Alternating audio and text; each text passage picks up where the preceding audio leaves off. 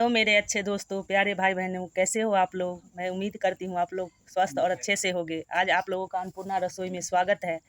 आज आप लोगों के लिए समोसा और जलेबी बनाने की रेसिपी लेके आई हूँ। तो चलिए, इसके लिए समोसा बनाने के लिए कुछ तैयारी की हूँ, वो आप लोगों को दिखा रही हूँ। तो ये देखिए, ये 25 ग्राम के लगभग ये मूँगफली है, मूँगफली दाना।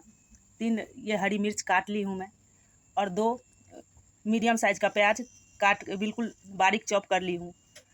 4 से 5 ये लहसुन की कलियां हैं, आधा इंच अदरक का टुकड़ा है, और ये 400 ग्राम के लगभग ये आलू जो मैं उबाल ली हूँ, उबाल के इसे टुकड़े में करके रख ली हूँ। तो इस तरह ये समोसे के लिए मैं तैयारी की हूँ। तरफ गैस की तरफ आ गई हूँ मैं, और इस गैस पे कढ़ाई चढ़ा के गरम कर ली हूँ, और उसमें 3 टेबल स्पून मैं सरसों का तेल डाल दी हूँ, और वो तेल भी हमारी गर्म हो गई है। तो सबसे पहले हम ये मूँगफली जो रखे हैं वो मूँगफली फ्राई करके निकाल लेंगे।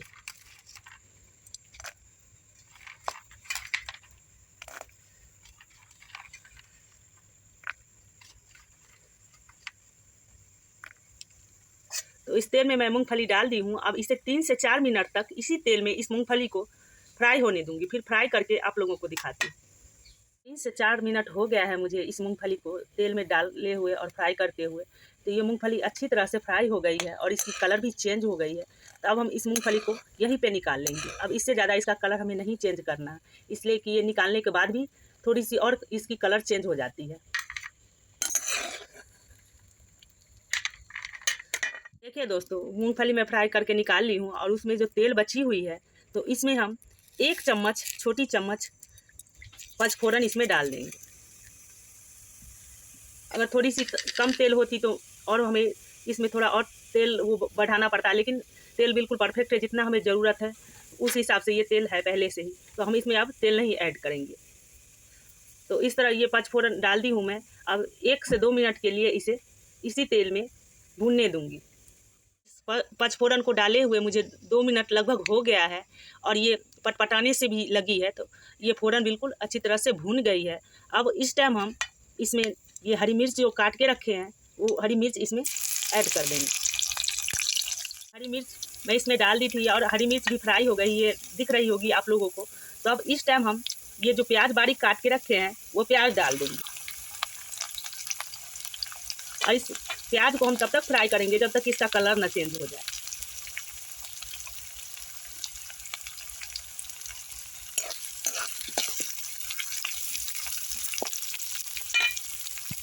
प्याज हमारी सॉफ्ट हो गई है और इसकी कलर भी चेंज हो गई है। तो अब हम इस टाइम जो अदरक और लहसुन रखे थे, ये जो अदरक और लहसुन हम रखे थे उसे खलबट्टे में हम कूट लिए थे। अब ये अदरक और लहसुन दोनों उस प्याज में हम डाल देंगे, और इसे भी 1 मिनट के लिए हम फ्राई कर लेंगे।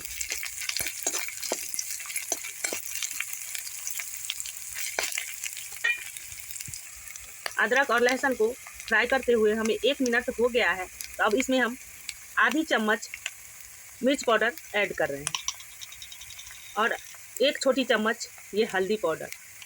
आपको तीखा जैसा पसंद है उस हिसाब से आप मिर्ची पाउडर इसमें ऐड कर सकते हो, इसलिए कि हम पहले भी हरी मिर्च इसमें ऐड किए थे। तो उसी हिसाब से आप जैसा खाना पसंद करते हो उसी हिसाब से मिर्च पाउडर इसमें ऐड करना। और ये दोनों को डालने के बाद फिर से हम 2-4 बार इसे चला लेंगे। 2-4 बार चलाने के बाद अब हम इसमें आलू डाल देंगे। आलू को बिल्कुल हम मैश नहीं करना है, इसे मोटा मोटा ही रखना है, जिससे कि ये बढ़िया से फ्राई हो जाए। नहीं तो हम अगर मैश करेंगे ना तो ये चिपकने लगती है और सही से फ्राई नहीं हो पाती है। तो हम ऐसे ही आलू को पहले बढ़िया से फ्राई कर लेंगे, उसके बाद ठंडी करके तब हम इसे मैश करेंगे। फ्राई हो गई है और इसकी कलर भी चेंज हो गई है, आप लोगों को दिख रहा होगा। तो ये चलाते चलाते आलू ना थोड़ी सी बारीक हो गई, जितनी मोटी पहले थी उतनी मोटी नहीं रही है, इसे चलाते चलाते बारीक हो गई है ये। तो अब इसमें हम स्वादानुसार नमक ऐड कर देंगे, और इसे मैं गैस से नीचे कर दी हूँ, और इसे ठंडी होने के लिए अब हम इसे छोड़ देंगे। तो स्वादानुसार इसमें हमें नमक ऐड कर देना है, और नमक ऐड करने के बाद हम इसमें कसूरी मेथी ऐड कर रही हूँ। कसूरी मेथी है जिसे क्रश करके मैं इसमें डाल दी हूँ। मेथी डालने के बाद जो हम मूंगफली फ्राई करके रखे थे वो भी इसमें ऐड कर देंगे, और लास्ट में इसमें 1 चम्मच देसी घी डाल देंगे, जिससे कि इसका फ्लेवर बढ़िया हो जाता है देसी घी डालने से।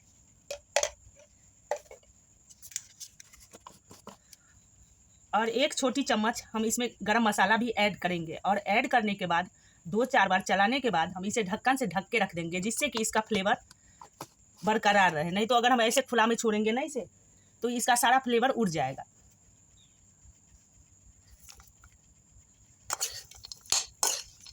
मिनट के लिए मैं गरम मसाला डालने के बाद उसे ढक्कन से ढक के रख दी थी इस आलू को।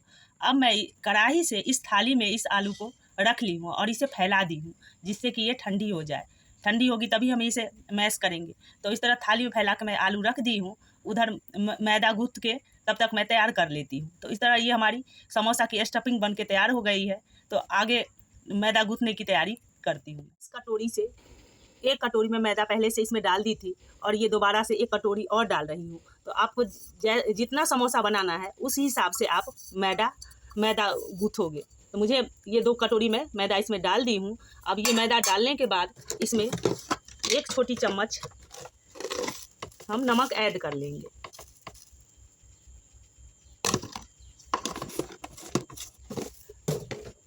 और डालने के बाद आधी छोटी चम्मच इसमें कलौंजी ऐड कर दी हूँ। अभी नहीं देखिए दोस्तों, कलौंजी डालने के बाद इसमें मैं 2 टेबल स्पून घी डाल दी हूँ और घी डालने के बाद इसे बढ़िया से मिक्स कर लेना। हमें इसे तब तक मिक्स करना है जब तक ये बाइंड ना हो। इसे बढ़िया से हमें मिक्स कर लेना है और इसे तब तक मिक्स करना है जब तक ये बाइंड ना हो।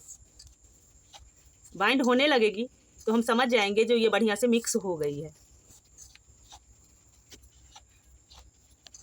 दोस्तों, ये बढ़िया से मैदा में मिक्स कर ली हूँ और ये बाइंड करके आपको दिखाती हूँ। देखिए कितना बढ़िया से ये बाइंड हो गया है। इसका मतलब ये है जो ये बढ़िया से मतलब मोइन हो गया है ये।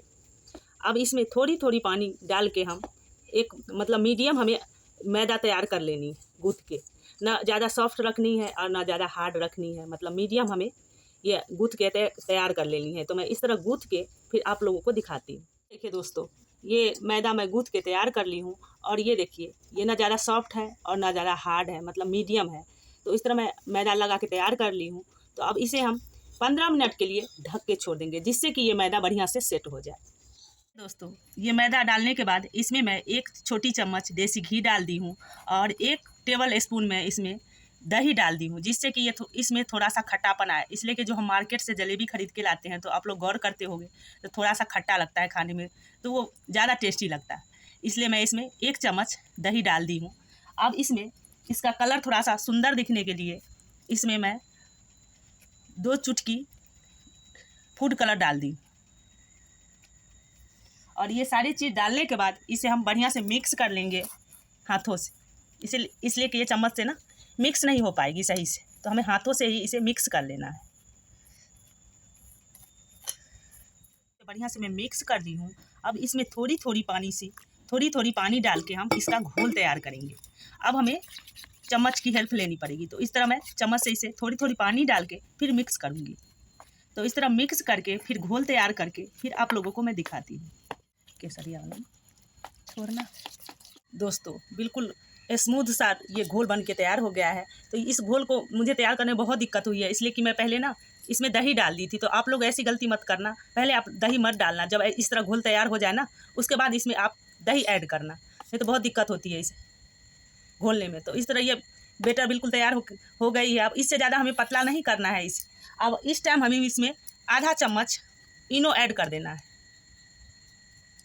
मतलब आधा पैकेट, और ऐड करके इसे मिला के हमें 10 मिनट के लिए रेस्ट पे छोड़ देना। मैं फैला के रखी थी इस थाली में, तो ये आलू ठंडी हो गई थी। उसके बाद मैं इसे हाथों से मैश कर ली हूँ।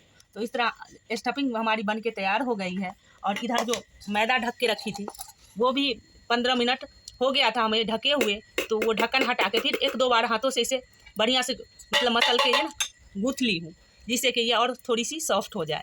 तो इस तरह वो करके फिर ये छोटी सी लोई ले ली हूँ। जितनी बड़ी मैं रोटी के लिए लेती हूँ ना, उतनी ही बड़ी लोई ली हूँ। लोई आप अपने हिसाब से, जैसा समोसा बड़ा या छोटा आपको जैसा पसंद है वह उस हिसाब से आप इसका लोई बड़ा और छोटा ले सकते हो। तो मैं इतनी बड़ी ली। ये बिल्कुल रोटी के शेप में मैं बेल ली हूँ। और देख रहे होंगे आप जो ये ना ज़्यादा पतली है और ना ज़्यादा मोटी है, तो हमें ऐसे ही रखना है इसकी मोटापा। तो फिर ये ऐसे बेल के मैं अब बीच से इसे काट रही हूँ चाकू की मदद से।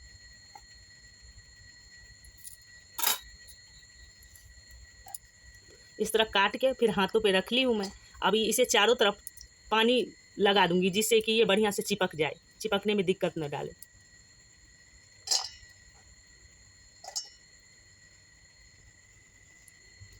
पानी लगाने के बाद हमें इस तरह इसे घुमा लेनी है और इसका दोनों तरफ से इसका मुंह पैक कर लेना है। हमें पैक करके फिर हाथों पर ऐसे रखेंगे हम और आलू इसमें डाल देंगे।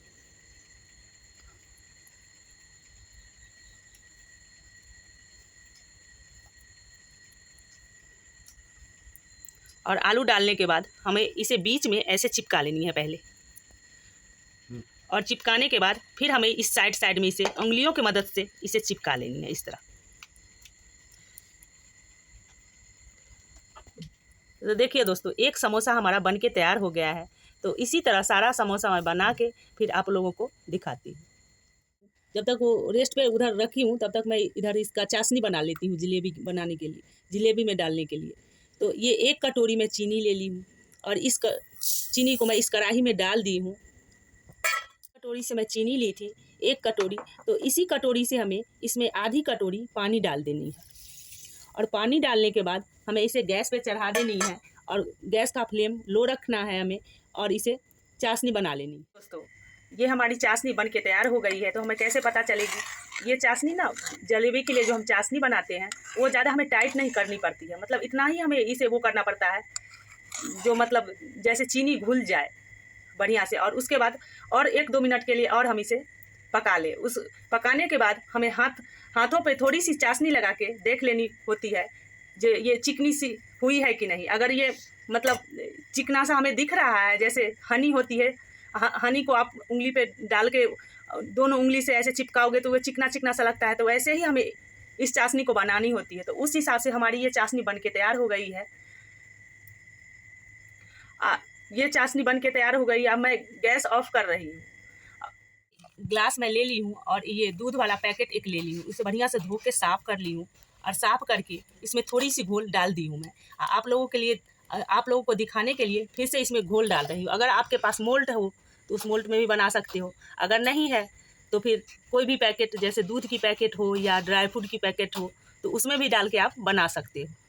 तो इस तरह मैं ये सारा घोल इसमें डाल दी हूँ, जितनी एक बार में आ सकती है उसमें मैं घोल डाल दी हूँ। और ये घोल डालने के बाद इसमें रबर लगा दी हूँ जिससे कि ये ऊपर को निकले ना। और इसे आपको जैसा मोटा पतला जैसा भी वो करना है उस हिसाब से इसे काट लेनी है। और काट के फिर इसी ग्लास में रख देती हूँ, नहीं तो ये इसका ना घोल निकलेगा। ये देखिए, और इसमें ये बिल्कुल फ्लैट, जो नीचे से फ्लैट हो ना वो बर्तन मैं ले ली हूँ, जो इसमें ना जलेबी बनाने में हमें सही रहेगी। नहीं तो वो जो कढ़ाई होती है वो कढ़ाई अंदर से ना फ्लैट नहीं होती है, तो उसमें ना जलेबी बनाने में दिक्कत होती है। तो कोई सा बर्तन आप जो अंदर से फ्लैट हो वैसा बर्तन जलेबी बनाने के लिए रखना। तो ये इधर मैं ये बर्तन में घी डाल दी हूँ और घी भी हमारी गर्म हो गई है। तो अब हम इसमें जो ये घोल पैकेट में डाले हैं वो घोल इसमें डाल देंगे, मतलब जलेबी बना लेंगे उस घोल।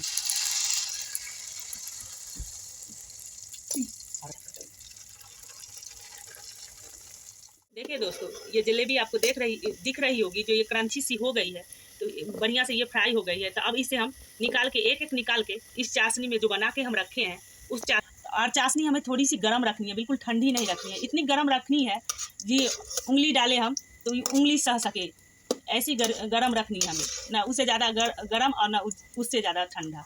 तो इस तरह एक जलेबी निकाल के हमें 1 मिनट के लिए इस चाशनी में डाल देंगे।